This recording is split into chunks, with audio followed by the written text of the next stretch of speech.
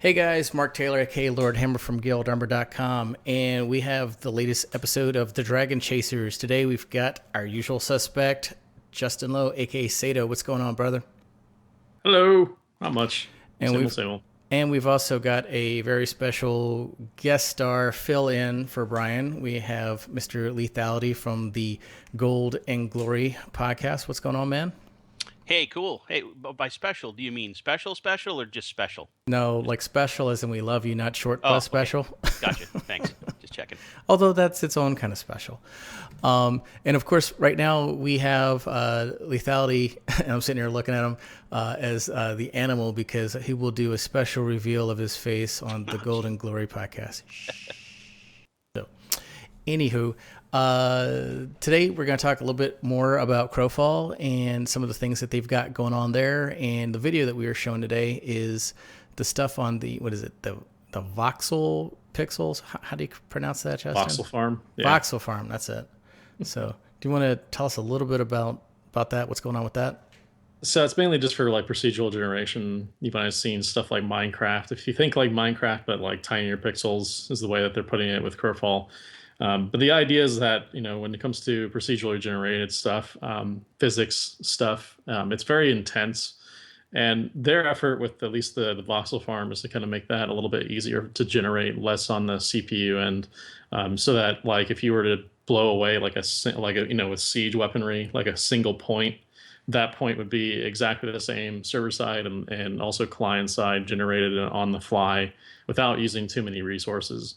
It's something that a lot of games are using recently, like EQ's Landmark. I know it's been going to be used in a couple of titles here coming up, but that's kind of the general idea, is to make the gameplay a little bit more unique, a little bit more involved when it comes to the environment.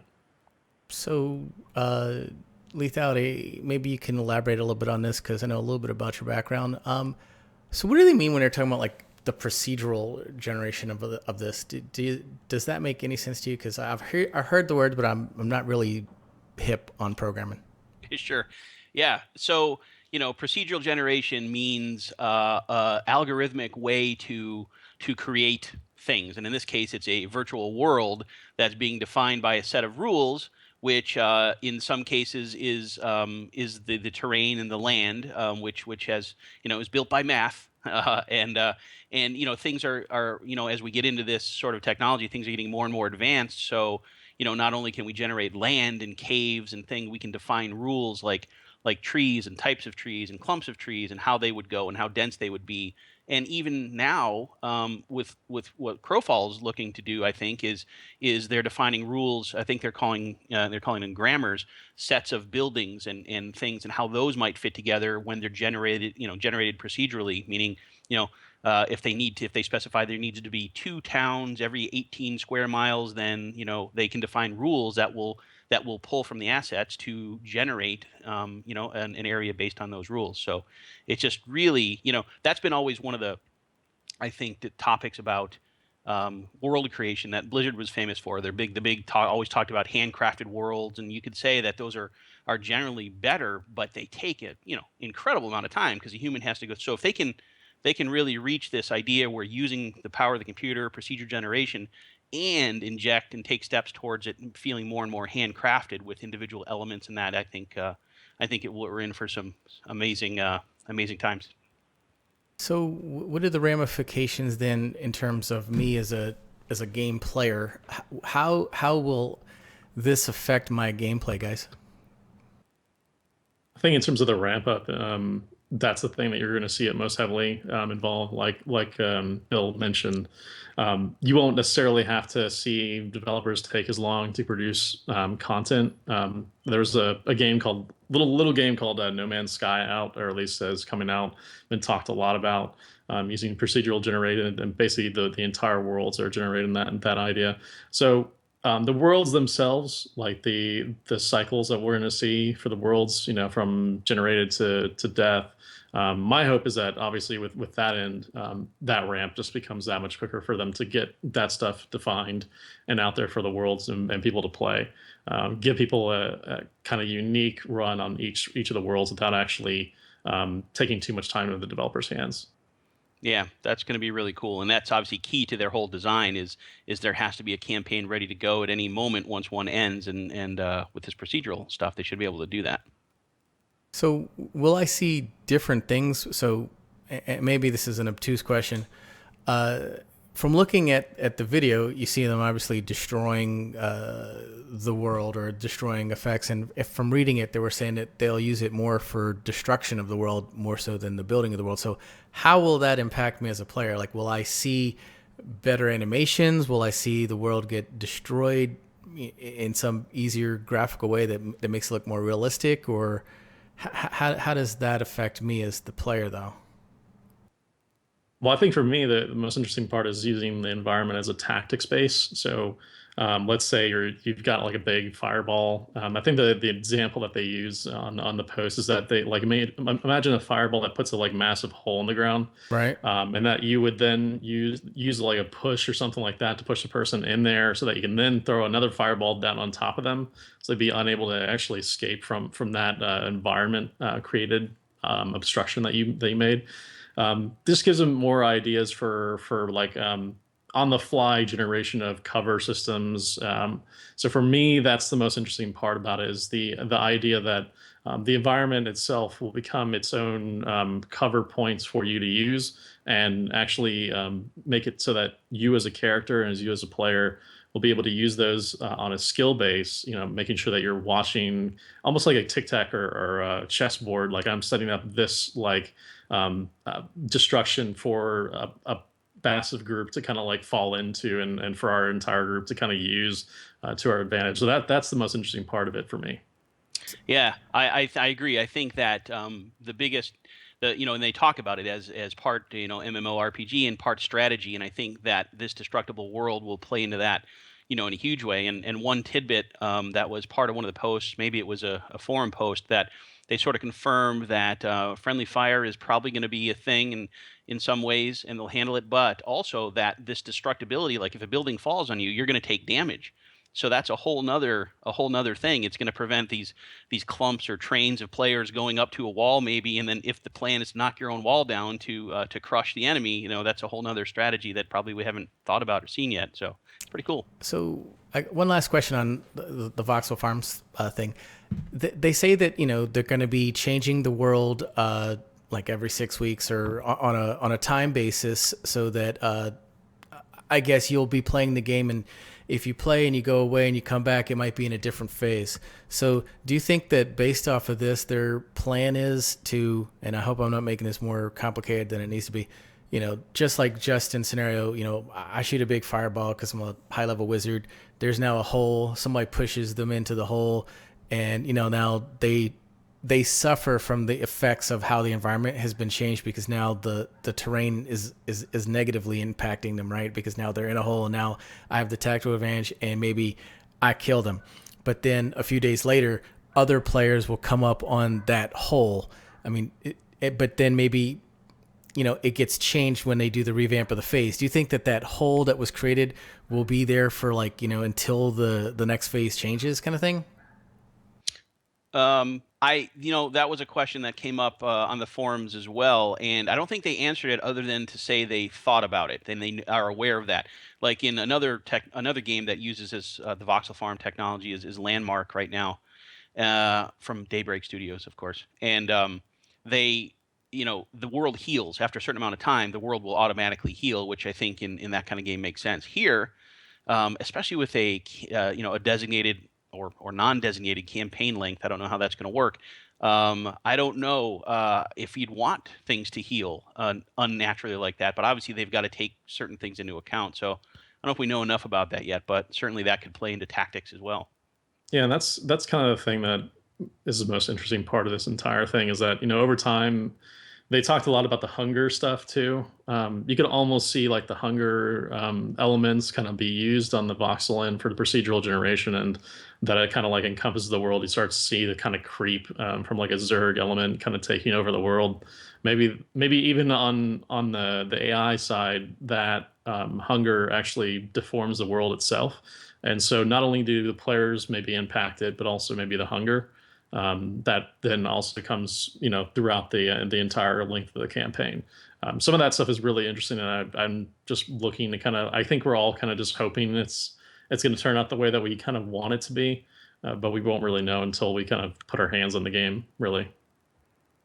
Okay, so moving on, archetypes. We had two new archetypes revealed this week. I know that there was the Ganeshan duelist, which we'll have to talk about. But what was the other one? The Stalker. Yeah. Yeah, it was since the last pass that we did this thing on. So that was like the Elkin Stalker, like a Yeah. like a deer man, for lack of a better Yeah. word. So that's kind of like the ranger class, I guess, the traditional ranger.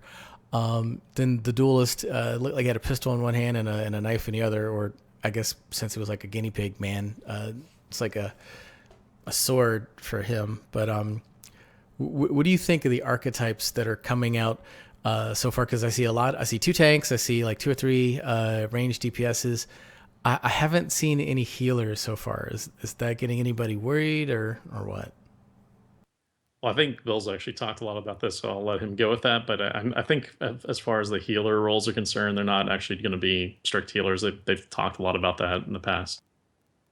Yeah, yeah, it doesn't look like they're making healing a primary role. And the way they've been talking around it is that a support, certainly you'll be able to support your team, and there will be ways to heal, but I don't think they want to make that a primary mode of gameplay, more or less. But in terms of the archetypes, and the one of my co-hosts over at Golden Glory, Aerowolf, has worked on a really cool, putting together a sort of chart, a matrix, if you will, of what slots are open, and what could we expect to see, and really how many archetypes are there even left. So that's something I think he's working on. We'll probably talk about this week after the reveal on Tuesday, and seeing what we're seeing, if the gaps make sense, and if they fill in the rest of them. And that's Yeah, they the. talked. Oh, good. I mean, they talked a lot about the archetypes being unique as well. Something that's not necessarily we're seeing other games. There was a post. I can't remember which post it was, but they talked about how some of the characters will actually burrow underground as a means to get past the front lines. Tanks might support entire groups of formation of people, not just like individual people. So that idea that it's not just the same old Trinity tank roles, but they're actually taking a bigger leap forward is one of the more interesting things about how this game is going to be structured from a campaign and combat standpoint. So I don't think that we can necessarily all consider them in the same traditional roles as like an MMORPG that we've seen in the past. And my hope is that obviously will be clarified as we go along. But right now it seems like some of the specialist roles don't even actually involve any combat at certain times. So, Did anyone get turned off though by the Ganeshan just by looking at it? no. At first I did. I'll be honest. At first I looked at it and I was like, this game's jumped the shark. I can't follow it anymore because just of the look, it looked kind of ridiculous to me, just a guinea pig. But then I had people in my guild kind of like rationalize with me, and they're like, "Well, WildStar had the Chua," and I was like, you're right. And the Chua ended up being pretty cool, I thought, tunes to play. So I'm gonna have to put on my big boy pants and give it an honest try and keep moving forward, not just kind of write it off just because of the looks. But I just have to at least put it out there that it kind of off put me at first. So I'm back on the train. Yeah, no, it's understandable, but yeah, I've given up trying to. I don't let things like that get in the way anymore, because honestly, especially with a game that might have more strategy to it, those sizes of characters matter, and the types of abilities they might have because of it really matter. Because look at, some games like, let's use, the Old Republic, for example. They had alien species and stuff like that, but they're all sentient human-like things, and that in a lot of ways, I mean, makes sense for that universe. But something like this, I think it makes sense to really just go out there, WildStar. It's just in fantasy. People they like the furries, they like the shorts, that's a big category. So I think being a guinea pig, which is like way out of left field, I would have never thought that would be a race, but here we are. So I think it's cool. Very Yeah, true. and as far as like the burrowing stuff, I mean, what better role to have a burrower that's a tiny little rat-looking thing that can burrow behind enemy lines and take out stuff like a sapper. So I don't know. I really actually like the that archetype. So might have to keep a little bit of an eye out for later. All right, very cool. Well, at this point, we're going to go ahead and give a commercial to our sponsor.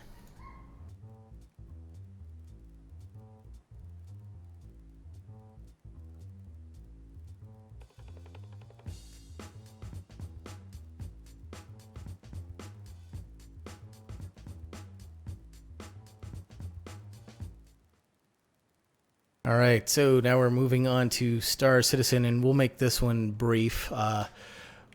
Star Citizen, not a whole lot has really kind of come out since our last show in terms of reveal, but I guess the thing I wanted to talk about was a couple of functions on what it is that you guys might be looking to do in the game once the game goes live. So my perspective is obviously from a guild, but I already know now based on polling my guild, we've got about $20,000 invested in the game. We've got a number of constellations. We've got a number of starfighters. But the one thing that we don't have is we don't have, I think, enough people to have a full-on guild, when especially when you're talking with groups like Goon or whatever that are going to come out with, a billion people.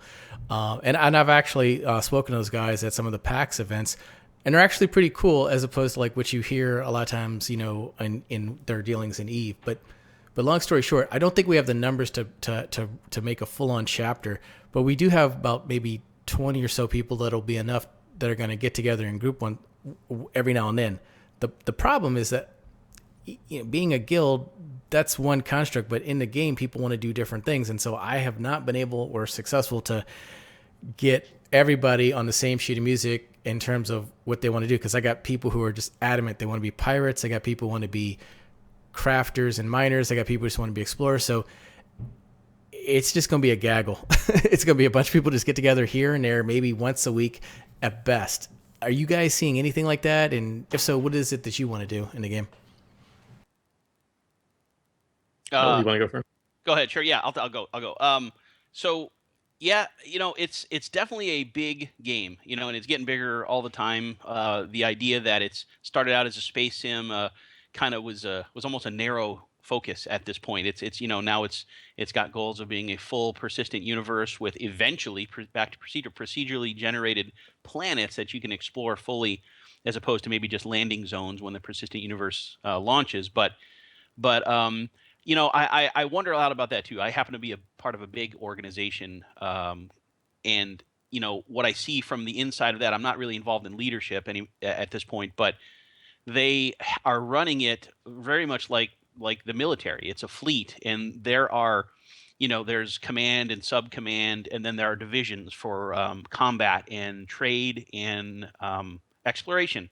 And then below that, there are squadrons and flights. And so I think, like the way I think a big guild, I don't think is going to be necessary, but I think it's going to help provide an experience in the game that won't necessarily be there otherwise. But on the other hand, I mean, they got to know. And Chris Roberts is smart that the way they're handling the multi-crew ships, or where you can hire NPCs to fill in, to man the other stations if you don't have friends or guild members. I don't know what that really means in open space. So say you're flying out in your constellation, and you're hauling some cargo back to sell, and a group of pirates decides to board you. I don't really know if that's going to be a thing that is going to turn a lot of people off and they'll get tired of it, or where it's really going to go. But I don't see, and part of this might be the technology and the way they're building it versus something like Eve. I don't know if like a goon swarm is going to be able to just dominate wherever and whenever. I don't think that's going to be a thing that's going to happen, and that's good and bad based on the way they're building the tech. It's not. It's all one world, but it's also instanced in a way that they've been talking about, so that they can handle the load.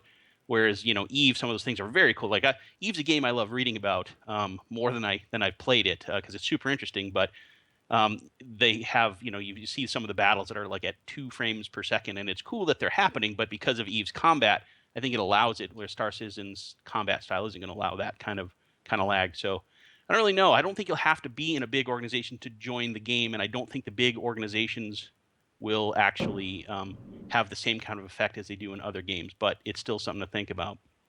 Yeah, Just a lot of that role, as far as the organizations in terms of like how big of an impact they have, honestly comes kind of hand in hand with how big the world or the universe is. I kind of wonder how big of an impact somebody can have, even if they're a goon squad, if it's as big as Eve. You can still kind of go to different sectors and not have to worry too much about it. Obviously, like Bill said, some of it will be instants. So the question will remain, how big of an impact they might have. But for me personally, I just want to get in, mine, do some bounty hunting, and that be my two main paths. So when they talked about recently the new miner rig that they just talked about, I believe like this last week, that was awesome. Totally the kind of thing I want to do, and hopefully that's something that I might pick up later when the game actually launches in its persistence world. But yeah, as far as guilds are concerned, I'm not sure. Yeah, quite yet. I mean, no, they have for their organization stuff, they have the ability to do multiple organizations along the way. So I kind of wonder how that stuff will actually work in the game world and how free it will allow you to kind of interchange between the two of them, and not have to worry too much about being disloyal to one or the other. Yeah, I mean, to your point, a couple things. It's my understanding that only 30 ships can be in one big dogfight right now, which, from a lag bandwidth standpoint, that might definitely limit big guilds trying to dominate certain parts of space or other guilds. So, I think just the technical mechanics right now might be limiting. Um, but my own guild, like I said, we're so dysfunctional right now for this game because so many different people. We have a lot of people that are going to play it. We have a lot of people who have bought in. Like I said, there's like 20 G's worth of money that's been blown. I've spent $400 or $500 myself on updating and upgrading my constellation to like the Phoenix class and all this crap. But I'm like, I don't have all oars going in the same direction. Everyone wants to do different things, and I'm not going to stifle them. I want people to have fun. So it will be interesting to see where the day takes us, where we end up going. Well, that's an interesting point too. Like, I believe, what they would like to see happen is, all right, your organization itself doesn't have to all be doing the same thing, but say you have a couple of, a couple of ships that are doing a mining run and they need to transport some stuff. There'll be other player-run organizations or NPC-run organizations that you can hire to escort you. So if you are lacking in, one particular role, like a combat support for one mission, you should be able to get it through other players or through NPCs. So it'll be interesting. Very cool. So moving along, because we could talk about this game for forever. Peripherals, and obviously the Oculus Rift is the first one that I think a lot of people think about for this game. What do you think are going to really be the barriers to entry for this game for some people? Do you think it's going to be the fact that people are going to try to get lost in what peripheral should I use, or trying to, because I know a lot of people have been having this conversation with Elite Dangerous, which is probably the closest thing I can compare to this game right now. Do you think it's going to be an issue at all? Yeah, I mean that could be a barrier. I did it myself. I didn't own a HOTAS, which is the throttle and stick combination. I didn't own one until Elite Dangerous, and I let that sort of get in my way from enjoying it or playing it because I figured, oh, I've got to know all this. I've got to map every button and every hat switch and everything. So, but that's kind of the nature of a simulator too. That the first crowd it's going to attract are the people that really like that depth and spend time configuring that. For a wider audience, they could get lost in that. But Star Citizen has, remarked that they want to be controller agnostic as much as possible, whether it's mouse, whether it's a gamepad, or whether it's the joystick and throttle. They're running into some issues with that already because there's weapons that are called gimbaled weapons, which means they sort of move on their mounts. You can aim the weapons on your ship, and they can shoot in a direction that isn't necessarily where your ship is directly facing. You don't have control right now when using a joystick set up to do that, whereas you do have that control with a mouse.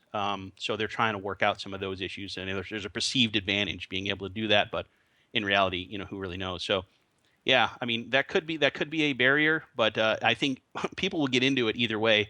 I think the barriers are going to come after that because it's such a wide world, and I don't know what the starter experience is eventually going to be like, but I think some of the things we've seen with games over the last few years And we've heard, through research and devs posting reports that so many people drop off early in the game because there's a learning curve or they just don't have it. So I don't know what exactly they're going to face, but they're going to probably have a challenge, not like Eve potentially, but something similar, I think.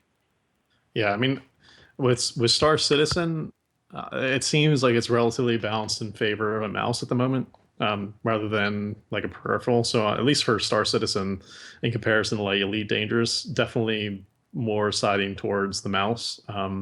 So I don't necessarily think that the peripherals are necessarily a problem for Star Citizen at this point. However, there are points. I did try playing with a mouse just for the heck of it, in Star Citizen, and it was specifically in the races. That's where you really notice kind of the advantage that a HOTAS setup will actually give you. I have a CH products kind of line here specifically for playing flight sims and have for years.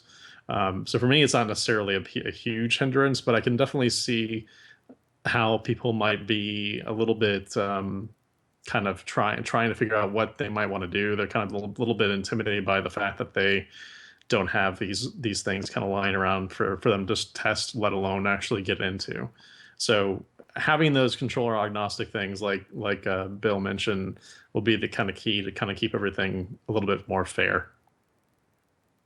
Yeah, I think just to wrap this, the one thing that I kind of noticed, and I started going down, the financial path of, okay, I need to get this and I need to get that, and I was even to the point where I was looking at those chairs that you sit in like this, so I could build all my stuff around it, and I was just sitting there going, wow, I could be spending thousands of dollars, or I got to figure out a way to get thousands of dollars so I can spend thousands of dollars on all this craziness. But then I looked at all the videos of Chris when he's actually playing the game or demoing the game, or any of the demos that I've seen, and even the ones I've been to at PAX, and all the developers I've seen have been playing with just the little keypad or the little the joypad, like looks like a little PS4 controller, and I'm just sitting there going, aha, that's only like $30, and if that's what the developers are playing with, then that's all I'm going to invest.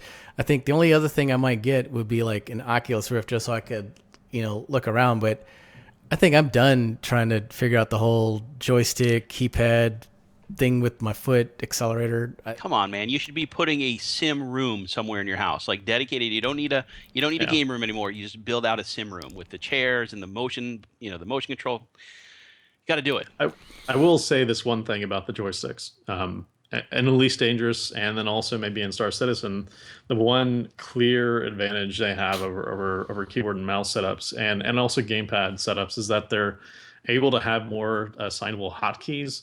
So the potential that you would be able to do the same amount of operations, maybe like turning off flight assist while doing other things, like activating and deactivating like specific parts on your ship to get like better thrust. You're not going to be able to do that with a gamepad. There's just no way you're going to be able to do that. Same thing with a mouse and keyboard. Keyboards have limitations about the amount of keys that you can actually press at a single time. So for that end, I honestly, like, if you're looking to get the best experience, would still recommend a flight stick and throttle at the very least, if not rudder pedals. I don't do rudder pedals myself, just because I would rather hotkey some of the stuff that I don't need all the time on the keyboard. But still, like, for that availability and the closeness that you have it on a HOTAS setup, it really just can't be beaten in certain situations. Yep, agreed. All right. Well, at this point in time, we'll wrap our last segment with the lounge, and I'm actually kind of glad that you're really here, Lethality, so that you can kind of announce what I think our next dragon that we're going to start chasing.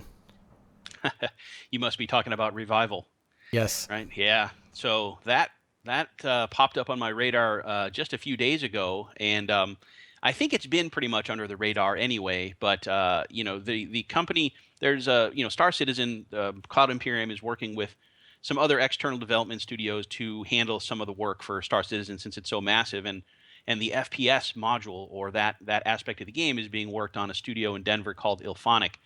So I've known that. We've all known that for months now, at least in CitizenCon. And so turns out they are working on their own game, and it's an MMO called Revival, and it's set in a sort of Lovecraftian horror setting. I mean, every picture on the website is dark and just amazing looking. But beyond that, the entire site for me personally reads like a manifesto of everything that has gone wrong, or things that I've thought about at one point or another in the last 5-6 years, as a new game comes, and then the eventual sad face happens, and all the things you hope.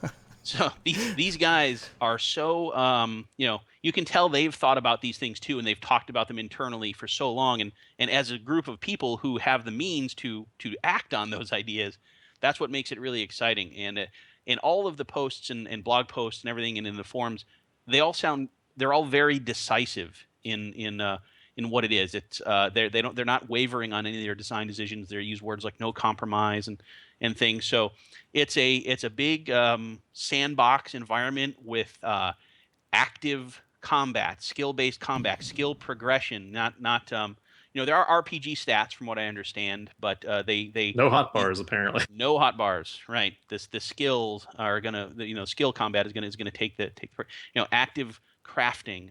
There's a political system, and now we don't know a ton about this yet. This game, it's really just eking out. But this month, as of last week, they're going to roll it out sort of in modules, like not unlike Star Citizen is doing. The first thing with Star Citizen was the hangar module.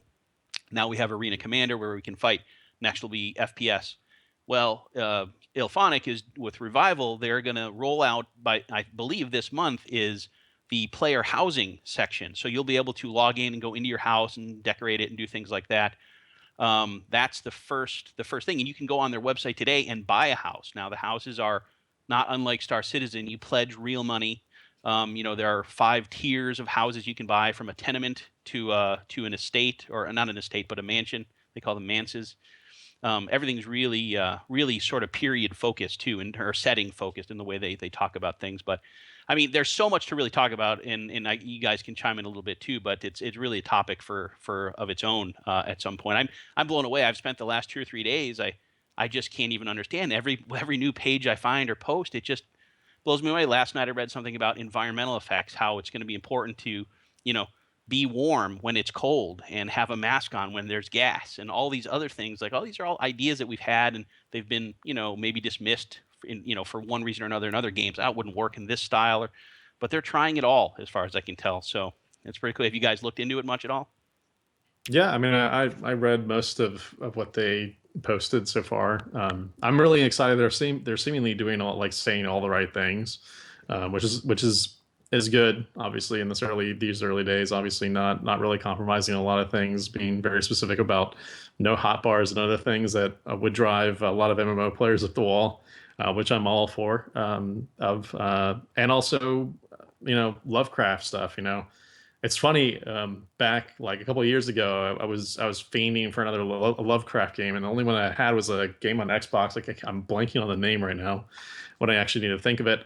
But now we have Darkest Dungeon, and then we have Sunless Sea, and now this, and a bunch of other ones. A bunch of indie titles are coming out soon. Seems like Lovecraft is making a huge comeback right now, so I'm all for that. I dig the art style and love that really dark sense that it brings. So yeah, I think this might appeal to some of the Diablo fans who were a little disheartened at when Diablo 3 kind of went a little less dark, and to put that in an MMO. Maybe this is the Diablo MMO we've all been waiting for. Absolutely, yeah. Well, I mean, you got me into it a couple of days ago, and I've already bought a house that I'm hoping to turn into a pub. I know that you've got a house, so I guess we're founders. Is that the right term? Yep, founders. Anybody that buys in. I don't know where the line for that is, but. And the website, I believe, is revivalgame.com. That's right.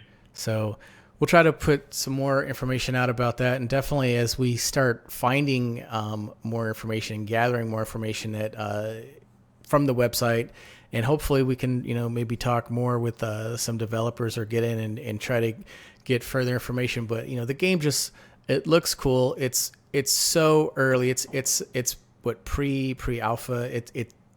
It's really in its infancy, but it's got so much potential. The things that they're saying are really awesome. the reason why I spent real money and backed it and got and backing is really not the right term. Supporter, I think, is the term that they're wanting to use. Really got wanting to do it, and I guess I'm talking over myself here, is because for the first time I've seen the ability to buy property that would exist in the real world, not in an instance. And even SWG had it, but you had to go out there and eke out your own land, and it could, go away over time. But this is like day one in town X.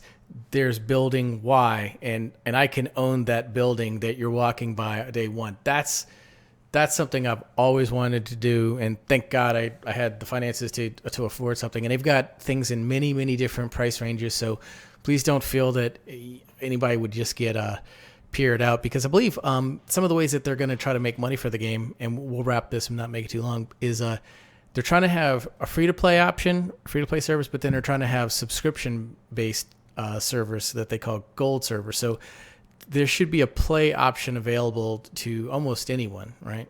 Yeah, and let me just tell you about those gold servers, because what I like about that is it's not right now a subscription service that sounds like other ones. So like optionally subscribe and you get a little kick of currency every month. Whatever. They're trying to do something really different. They're trying to staff the game on those servers with 24/7 live dungeon masters.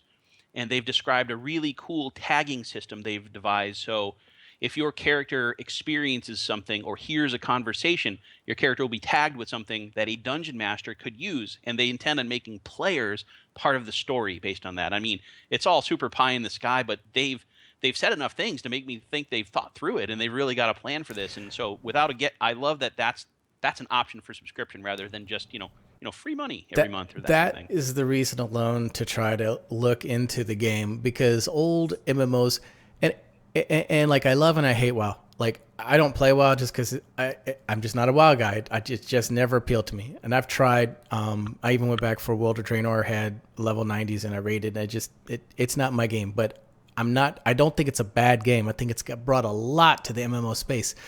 But some of the things that were lost as everybody over the last 10 years has gotten so enamored with WoW is a lot of the pre-WoW mechanics that just people seem to have forgotten. So when people talk about them now, everyone's going, wow, that's a cool new thing. And I'm sitting there looking at them because I'm an old guy.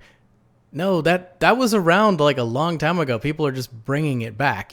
People are like making housing in vogue.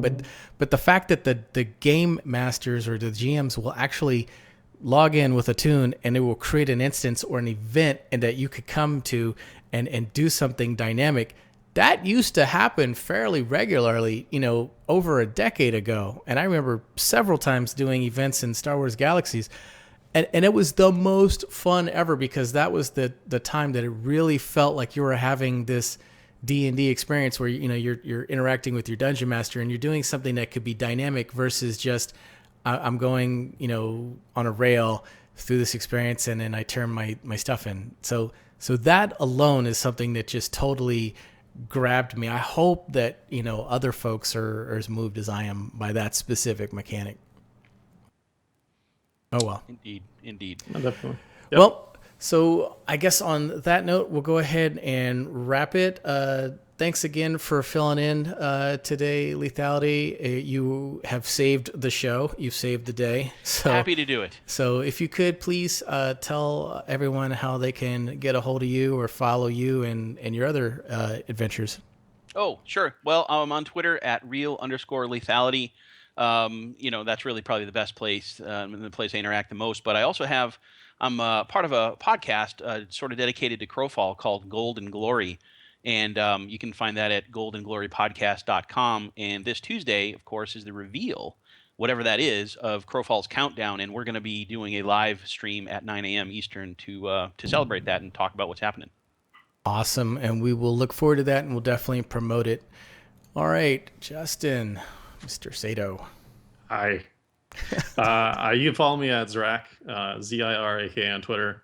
Might have something to talk about shortly, but I don't know. We'll see. I know I've been teasing that for now so many weeks, but hopefully it's coming soon. Awesome. Cool. Well, again, folks, I'm Mark Taylor, aka Lord Hammer from GuildUmbra.com. Thanks for watching, and we will hopefully talk about more in the next 2 weeks. Take care.